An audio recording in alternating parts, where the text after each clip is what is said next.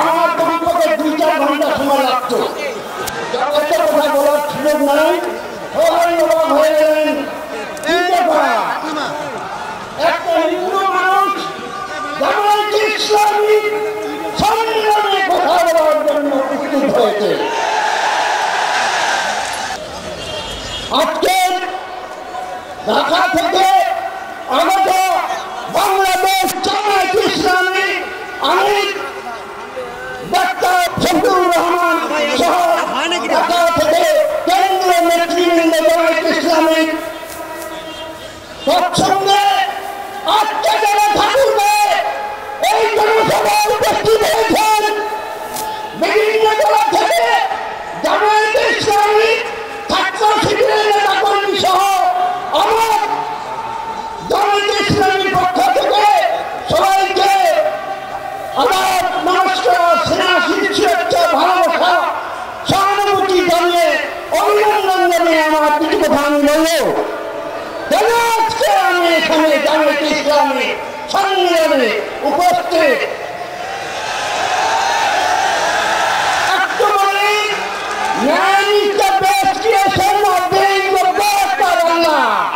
He has given us something qualities, samarthan, honesty, truthfulness, kindness. এরকম হাজার মানবীয় গুণাবলী কথা আছে। এই জামায়াতে ইসলামী ছাত্র শিবির সহ আজকে যারা এই যে ত্রিপুরা দেখছেন, যারা স্বেচ্ছাসেবক রাস্তাঘাটে বিভিন্ন জায়গায় দেখছেন, কত যে শৃঙ্খলেরা, কত যে ওদের আদব ভালো, কত যে ওদের আচরণ ভালো, এদের আদবটা, এদের ভালোবাসা, এদের সহানুভূতি, এদের নিয়ে দেখে আমি মুগ্ধ হয়ে আজকে এই স্টেজে আপনাদের সঙ্গে কথা বলার জন্য দাঁড়িয়েছি। ভাইয়ের আমার, আপনারা অবাক হবেন না, হিন্দু মানে আমি আমি জ্যোতিষ মাস্টার চ্যালেঞ্জ করে কথা বলেছিলাম, বাংলাদেশে যত নেতা কর্মী আছে, মন্ত্রী এমপি থেকে শুরু করে যত রকম, আমি মনে হয় এই যে সমস্যার কথাটা আজকে সারা দেশ ব্যাপী সরকার সহ বহু জ্ঞানী গুণীরা নেতারা সংস্কার কথাটা কিন্তু কেউ বুঝাই দিতে পারছে না। বুঝেছেন আপনারা? আজকে এই আল্লাহ তাআলা যে নামেই দেখেন মুসলমানেরা আপনার 99টা নাম, হিন্দুরা 108টা, এরকম বিভিন্ন ধর্মের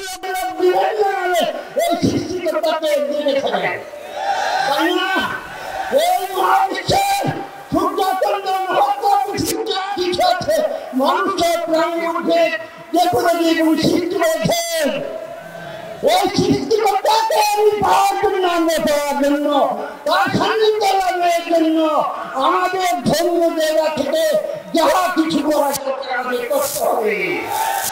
আজকে ফ্যাসিস্ট স্বৈরাচারী সরকার কোথায়? বিগত কয়েক বছরের এই যে পাপের প্রায়শ্চিত্ত, অন্যায়ের প্রায়শ্চিত্ত, ইনি যখন প্রধানমন্ত্রী ছিল শেখ হাসিনা কি বলেছেন জানেন? বিএনপি জামাতের লোকেরা নাকি জানোয়ার শেখ হাসিনা বলেছিল। আমি প্রতিবাদ করেছিলাম। যেই দিন ধর্মীয় গুরু, ধর্মীয় নেতা দেলার হোসেন সাইদি ফাঁসি হচ্ছিল, সেদিন আমি প্রতিবাদ করেছিলাম। অর্থাৎ আমি অন্যায় বরদাস্ত করি না, আমি কোন দল করি না। আজকে শুধু এখানে ডিক্লার দিতে চাই, ঘোষণা দিতে চাই, জামাতের আদর্শ, জামাতের সততা, ভদ্রতা, নম্রতা, এই মানব গুণাবলীর জন্য আমি জামাতে আজ থেকে ডিক্লার দিচ্ছি, আমি আজ থেকে জামাতের দল করব। কথা বলতে গেলে অনেক 1-2 ঘন্টা লাগবে।